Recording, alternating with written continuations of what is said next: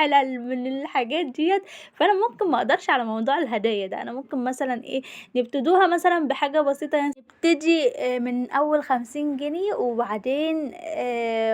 يعني كل فترة أو كل مثلًا ما القناة تعلى شوية نزوّد المبلغ أو نزوّد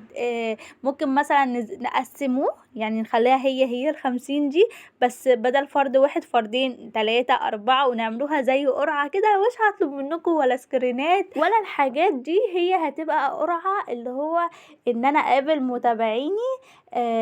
مقابل مثلًا تفاعلهم معايا ومشاركاتهم وإن هُم يشوفوا الفيديوهات كشكر يعني على حاجة زي كده أو كفرحة. وبعدين فكّرت بقى إن أنا مثلًا أفضي القناة مثلًا إن شاء الله، إن شاء الله لمّا تبقى كبيرة كده وليها قبض، إن أنا أخصّص جزء معيّن كل مرّة مثلًا أو كل قبض إن أنا ده أطلّعه للموضوع دوّة. قُلت بقى أشارك معاكم الفكر العابر اللي عدّى